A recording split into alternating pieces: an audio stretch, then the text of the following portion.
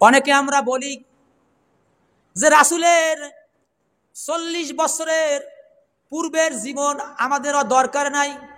সমাজে একটা কথা আছে, হয়তো আপনারা সাধারণ মানুষ, গ্রামে থাকেন, আপনারা শুনেন না।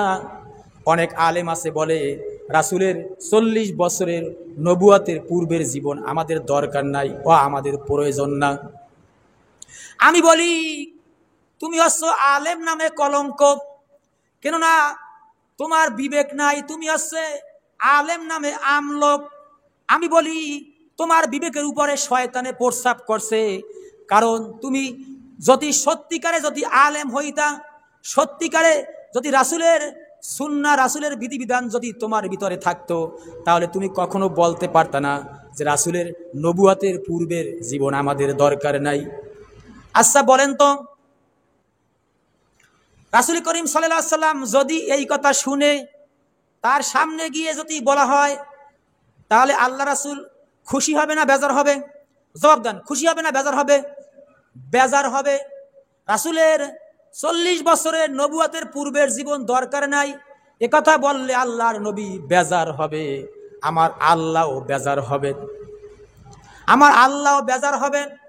কেননা এমন কথা বলা যাবে না যেই কথা বললে পরে রাসূলের ইজ্জত কমে, যেই কথা বললে পরে রাসূলের সম্মান কমে, যেই কথা বললে পরে রাসূলকে ছোট করা হয়, এমন কথা কর্ষিনকালেও বলা যাবে না, বললে আপনি ধ্বংস হয়ে যাবেন।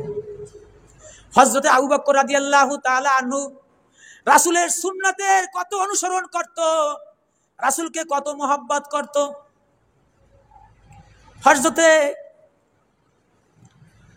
আবু বকর সিদ্দিক রাদিয়াল্লাহু তাআলা আনহু তিনি বলেন, আমি রাসূলের একটা সুন্নাত বাদ দিব না কর্ষিনকালেও, আমার জানা সত্ত্বে, আমার জীবন গেলেও। কেননা আমি যদি রাসূলের সুন্নাত যদি বাদ দিই, তাহলে আমার মনে হয় আমি সুন্নাত থেকে আমি সরে পড়ব। আর আমরা কি রাসূলের সুন্নাত কখনো কর্ষিনকালেও এক চুল পরিমাণও তারা বরখেলাপ করতো না। একবার আলী রাদিয়াল্লাহু তাআলা আনহু একটা গাছের নিচে হাসতে আছেন। কি করতে আছেন? একটা গাছের নিচে হাসতে আছেন। লোকেরা জিজ্ঞেস করে, আপনি খামাখা এই গাছের নিচে হাসতে আছেন কেন, কারণটা কি? হযরত আলী রাদিয়াল্লাহু তাআলা আনহু বললেন যে আমি এইভাবে এই গাছের নিচে রাসূলকে হাসতে দেখেছি। বলেন সুবহানাল্লাহ। রাসূল যা করতেন সাহাবীরা তা পুঙ্খানুপুঙ্খ রূপে আদায় করতেন, আমল করতেন। আর আমরা বলি কি রাসূলের 40 বছরের নবুয়তের পূর্বের জীবন আমাদের দরকার নাই, ওটা আমাদের প্রয়োজন না। একবার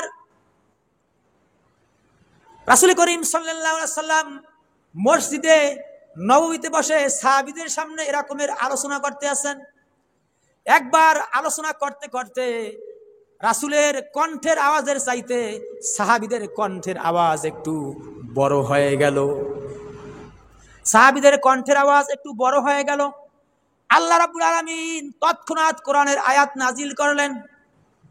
আল্লাহ রাব্বুল আলামিন সূরা হুজরাতের 2 নম্বর আয়াত নাজিল করে দিলেন, ইয়া আইয়ুহাল্লাযীনা আমানু লা তারফাউ আসওয়াতাকুম ফাওকা সাওতিন নবী ওয়ালা তাজহারু লাহু বিল কওলি বাদিকুম লিবাদিন আন তাহাবাতা আমালুকুম ওয়া আনতুম লা তাশউরুন।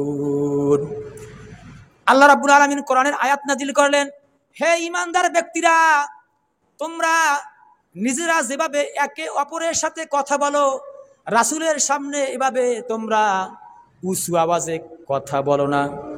নিজেরা যেভাবে একে অপরের সাথে উঁচু আওয়াজে কথা বলো, তোমরা রাসূলের সামনে কখনো উঁচু আওয়াজে কথা বলো না। কেননা এমন যেন না হয় যার কারণে তোমাদের আমলগুলো বরবাদ হয়ে যাবে। আনতাহাবাতা আমালুকুম, তোমাদের আমলগুলি বরবাদ হয়ে যাবে, ধ্বংস হয়ে যাবে। আল্লাহ পাক আমলগুলি বিনষ্ট করে দিবেন, এমন যেন না হয়। এবং তোমরা তা জানতেও পারবে না। ওয়াংতুম লা তাশউরুন, তোমরা জানতেও পারবে না।